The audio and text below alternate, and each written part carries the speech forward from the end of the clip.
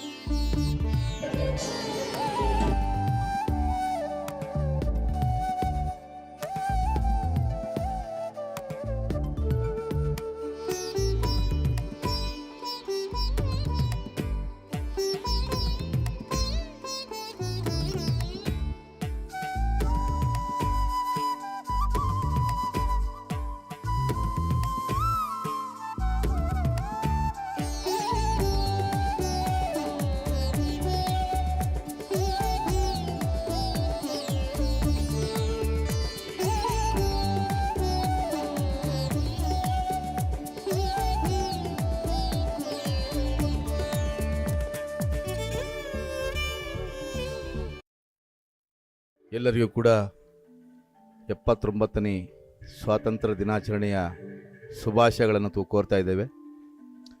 ಇದು SS karaoke ಗ್ರೂಪ್ನ ಒಂದು ವಿಶೇಷವಾದಂತಹ ಕಾರ್ಯಕ್ರಮ. ನಮ್ಮ ಒಂದು ಗ್ರೂಪು ಕಲೆಗೆ, ಸಾಹಿತ್ಯಕ್ಕೆ, ಕಲಾವಿದರಿಗೆ ಪ್ರೋತ್ಸಾಹ ನೀಡುವ ನಿಟ್ಟಿನಲ್ಲಿ ಅನೇಕ ಸಾಮಾಜಿಕ ಕೆಲಸಗಳನ್ನು ಮಾಡುವ ನಿಟ್ಟಿನಲ್ಲಿ ಈ ಒಂದು ಗ್ರೂಪನ್ನು ರಚನೆ ಮಾಡಿಕೊಂಡಿದ್ದೇವೆ. ಇದರಲ್ಲಿ ಸಾಕಷ್ಟು ಜನ ಕವಿಗಳಿದ್ದಾರೆ, ಸಂಗೀತಗಾರರಿದ್ದಾರೆ, ಭರತನಾಟ್ಯ ಕಲಾವಿದರಿದ್ದಾರೆ, ಹಾಗೂ ಇನ್ನೂ ಹೆಚ್ಚಿನ ವಿದ್ಯಾವಂತರ ನೌಕರರಿದ್ದಾರೆ, ಶಿಕ್ಷಕರಿದ್ದಾರೆ. ಇದೆಲ್ಲರೂ ಕೂಡ ಒಳಗೊಂಡಂಥ ಈ ಒಂದು ಗ್ರೂಪು ಪರಿಪೂರ್ಣ ಗ್ರೂಪ್ ಅಂತ ಹೇಳಲಿಕ್ಕೆ ನಾನು ಇಷ್ಟಪಡ್ತೇನೆ. ಈ ಒಂದು ಕಾರ್ಯಕ್ರಮವನ್ನು ರಾಜ್ಯದಾದ್ಯಂತ, ದೇಶದಾದ್ಯಂತ ವಿಭಿನ್ನ ಶೈಲಿಯಲ್ಲಿ ಆಚರಣೆ ಮಾಡ್ತಾರೆ. ಇವತ್ತು ಸ್ವಾತಂತ್ರ್ಯ ದಿನಾಚರಣೆಯನ್ನು ನಾವು ದೇಶಭಕ್ತಿ ಗೀತೆಗಳನ್ನು ಹಾಡಿಸುವ ಮೂಲಕ ದೇಶಕ್ಕೆ ನಮ್ಮದೇ ಆದಂತಹ ಒಂದು ಭಕ್ತಿ ಸಮರ್ಪಣೆಯನ್ನು ಈ ಮೂಲಕವಾಗಿ ಅರ್ಪಣೆ ಮಾಡ್ತಾ ಇದ್ದೇವೆ.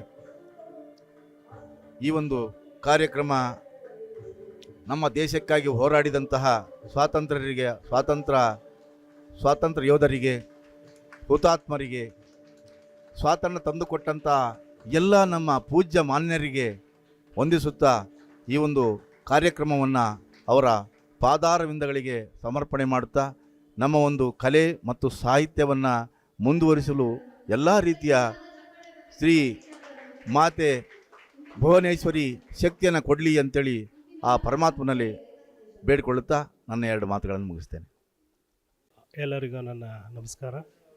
79ನೇ ಸ್ವಾತಂತ್ರ್ಯದ ಒಂದು ಉತ್ಸವವನ್ನು ಇವಾಗ ನಾವೆಲ್ಲ ಆಚರಿಸ್ತಿದ್ದೇವೆ.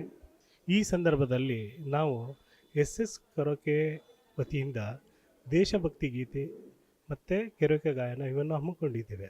ಅದರಲ್ಲಿ ಭರತನಾಟ್ಯ ಮತ್ತು ದೇಶಭಕ್ತಿ ಗೀತೆ ಮತ್ತು ಎಲ್ಲ ಒಂದು ದೇಶಕ್ಕೆ ತ್ಯಾಗ ಮಾಡಿದ ಮಹನೀಯರನ್ನು ಒಂದು ಸ್ಮರಿಸಲಿಕ್ಕೆ ಕವಿಗೋಷ್ಠಿಯನ್ನು ಏರ್ಪಡಿಸಿಕೊಟ್ಟಿದ್ದೆವು.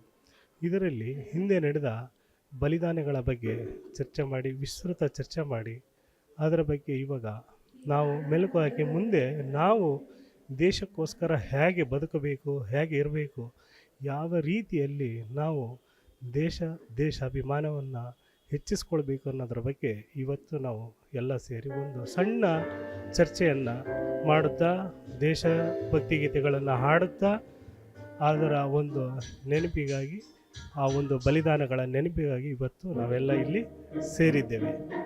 ಎಲ್ಲರಿಗೂ ಧನ್ಯವಾದಗಳು. ಥ್ಯಾಂಕ್ಸ್.